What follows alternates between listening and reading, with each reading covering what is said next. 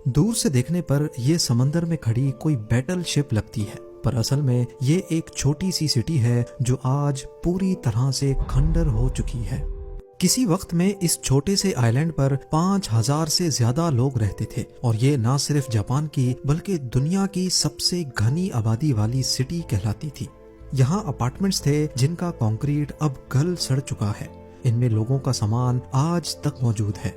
ऐसा मालूम होता है कि शायद यहाँ रहने वाले सब कुछ ऐसे ही छोड़कर यहाँ से भागे हैं। यहाँ स्कूल्स थे जहाँ कभी बच्चों की आवाजें गूंजती थीं। Hospitals, town hall, swimming pools, shops और सिनेमा समेत यहाँ वो तमाम फैसिलिटीज थीं जो किसी शहर में होनी चाहिए। पर आज ये पूरा आइलैंड, पूरा शहर किसी वीरान गोस्ट टाउन की शक्ल पेश करता है। लेकिन आखिर क्यों यहाँ रहने वाले हजारों लोगों में से आज एक भी यहाँ नहीं रहता?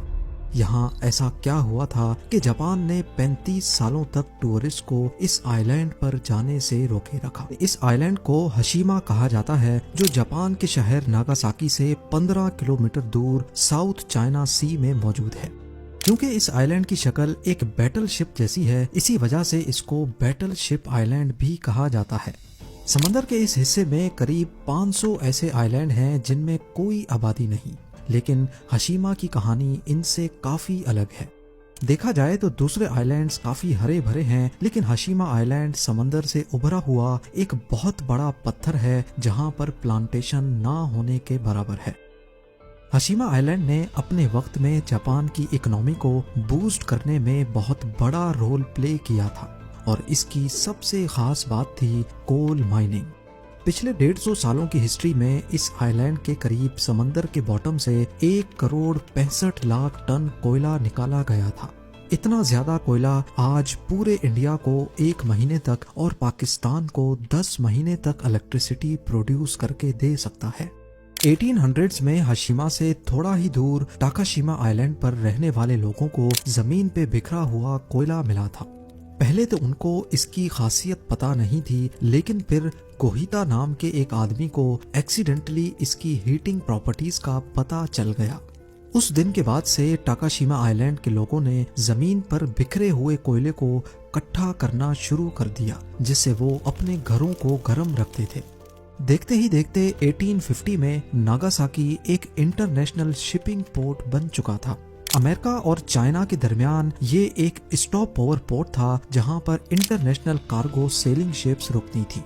वेस्टर्न कंट्रीज यानी ग्रेट ब्रिटेन और यूएसए अपनी सेलिंग शिप्स को स्टीम इंजन से रिप्लेस कर रहे थे, जिनको चलाने के लिए एक ही चीज की जरूरत थी और वो था कोयला।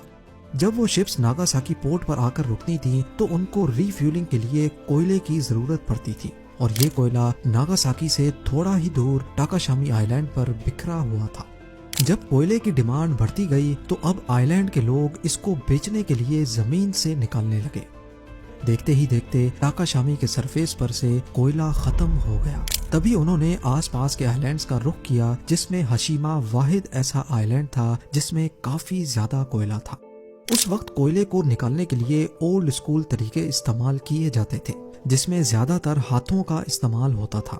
अब बढ़ती हुई कोल डिमांड्स को पूरा करने के लिए हाथों का इस्तेमाल ना काफी था। इसीलिए 19th सेंचुरी में मित्सुबिशी ने हशीमा आइलैंड खरीद लिया।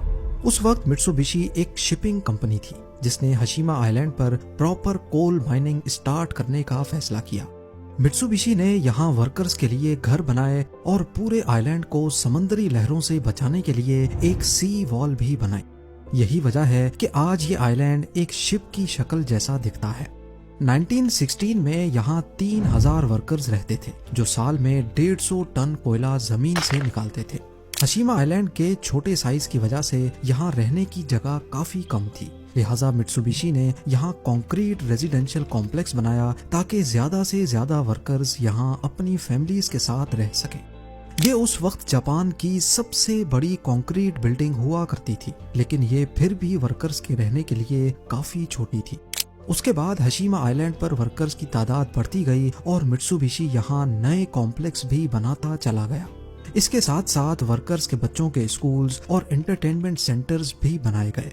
1941 में हशीमा आइलैंड पे कोयले की प्रोडक्शन सालाना 4,10,000 टन तक जा पहुंची। जो कि दिन ब दिन बढ़ती जा रही थी। 1959 में आइलैंड की टोटल पॉपुलेशन 5200 थी। अब देखा जाए तो आइलैंड का टोटल एरिया ही 15.5 एकड़ है। अगर हम सिंपल मैथ करें तो 1 एकड़ में यहाँ 335 लोग रहते थे। इतनी घनी आबादी आज तक दुनिया के किसी भी मुल्क में नहीं पाई गई। इसका अंदाजा आप इस बात से लगा लें कि चाइना, जहां की पॉपुलेशन डेंसिटी आज 84 पीपल पर एकड़ है, उसके हिसाब से हशीमा में उस वक्त 335 लोग 1 एकड़ में रहते थे। जो वर्कर्स यहाँ रहते थे उनका कहना है कि एक कमरा 3 वर्कर्स शेयर करते थे, लेकिन उसमें जगह सिर्फ 2 वर्कर्स के सोने की थी और तीसरे वर्कर को कबर्ड में सोना पड़ता था। माइन की बात की जाए तो वो हशीमा आइलैंड से 1 किलोमीटर नीचे खोद कर बनाई गई थी, जहां टेम्परेचर 35 डिग्री सेल्सियस और ह्यूमिडिटी 95% होती थी। इन हार्श कंडीशंस में वर्कर्स का काम करना किसी भी सूरत खतरे से खाली नहीं था। हशीमा आइलैंड की कोल माइन पर काम करने के दौरान कई वर्कर्स की जान भी जा चुकी है। यहाँ तक के वर्ल्ड वॉर 2 के दौरान और उससे पहले चाइनीज और कोरियन कैदियों से फोर्सफुली माइन पर काम करवाया जाता था, जिसके लिए पूरी दुनिया आज तक जापान को क्रिटिसाइज करती है। इसी वजह से वर्ल्ड वॉर 2 के बाद जब जापानीज एम्पायर का तख्त उलट दिया गया तो अपना इम्प्रेशन अच्छा करने के लिए जापान ने हशीमा आइलैंड पर वर्कर्स के लिए कई फैसिलिटीज भी बनवाई, जैसा कि सिनेमा, जिम्नेजियम, हाई स्कूल्स और एंटरटेनमेंट सेंटर्स। यहाँ ये तमाम फैसिलिटीज वर्कर्स के लिए बिल्कुल फ्री रखी गई थी, लेकिन इसके लिए वर्कर्स को आइलैंड की मेंटेनेंस में हाथ बटाना पड़ता था। यहाँ पीने का फ्रेश पानी मेनलैंड जापान से लाया जाता था, लेकिन बाद में समंदर के अंदर वाटर लाइंस बिछाई गईं जो मेनलैंड जापान से जाकर कनेक्ट होती थी। 1960s में हशीमा आइलैंड अपने पीक पर चल रहा था और जापानीज इकोनॉमी को इससे काफी फायदा भी हो रहा था। लेकिन ये वो वक्त था जब दुनिया में कोल इंजन्स का डाउनफॉल शुरू हो गया। कोयले को माहौल के लिए नुकसानदेह करार दे दिया गया और ऑयल ने कोयले को रिप्लेस करना शुरू कर दिया। इसके चलते अब इंटरनेशनल मार्केट में भी कोल की डिमांड कम होने लगी और आहिस्ता आहिस्ता कोल माइंस बंद होना शुरू हो गई। हशीमा आइलैंड पर माइनिंग वैसे ही काफी मुश्किल थी, क्योंकि एक तो ये मेनलैंड से कटा हुआ था और दूसरा साउथ चाइना सी में सुनामी और समंदरी तूफान अक्सर आते रहते थे। मित्सुबिशी ने आइलैंड के गिर्द प्रोटेक्शन वॉल तो बना रखी थी, लेकिन इन तूफानों की वजह से अक्सर ये वॉल टूट जाती थी, जिसकी वजह से इसकी रिपेयरिंग पर भी एक्स्ट्रा खर्चा आता था। इन सब डिफिकल्टीज की वजह से अब हशीमा कोल माइन प्रॉफिटेबल नहीं रही थी। 1970s में मित्सुबिशी ने 2000 वर्कर्स को निकाल दिया या उनको दूसरी फैसिलिटीज में एडजस्ट कर दिया और फिर फाइनली 15 जनवरी 1974 में कंपनी ने ऑफिशियली हशीमा कोल माइन को बंद कर दिया। बिना जॉब और रोजगार के हजारों वर्कर्स ने रातों रात हशीमा आइलैंड को छोड़ दिया। हशीमा आइलैंड की हिस्ट्री में इंसानों की पूरी एक नस्ल यहाँ बड़ी हुई थी, लेकिन वो सारी यादें उनको यहीं छोड़कर जाना पड़ा। आज हशीमा साउथ चाइना सी में एक भूला हुआ खंडर आइलैंड का मंजर पेश करता है। कई सालों तक जापानीज गवर्नमेंट ने इस आइलैंड को सील रखा था और इसकी वायोलेशन करने वाले को सख्त से सख्त सजा दी जाती थी। कई लोगों का कहना था कि जापान यहाँ फोर्स्ड लेबर कैंप्स की असल हकीकत दुनिया से छुपाना चाहता है, लेकिन जापान का कहना था कि ये रूल उन्होंने आइलैंड पर चोरी रोकने के लिए बनाया है। हशीमा को 21st सेंचुरी में दोबारा से डिस्कवर किया गया और गोस्ट टाउन की शक्ल में ये काफी फेमस भी हो गया, खास तौर पे उनके बीच जो घोस्ट टाउन्स या खंडरात देखने के शौकीन थे। 2005 में जापान ने हशीमा आइलैंड को ऑफिशियली टूरिस्ट के लिए खोल दिया। ऑफिशियल्स ने कई बार यहाँ बिल्डिंग्स की रिपेयर की कोशिश की, लेकिन क्योंकि इनका रीइंफोर्स्ड कंक्रीट काफी गल सड़ चुका है और हार्श वेदर कंडीशंस की वजह से ये काम करना पॉसिबल नहीं है। यहाँ कई बिल्डिंग्स टाइफून्स की वजह से गिर चुकी हैं और दूसरी बिल्डिंग्स गिरने के करीब करीब हैं। सिर्फ आइलैंड के थोड़े हिस्से को रिपेयर किया गया है और टूरिस्ट को भी यहीं तक जाने की परमिशन है।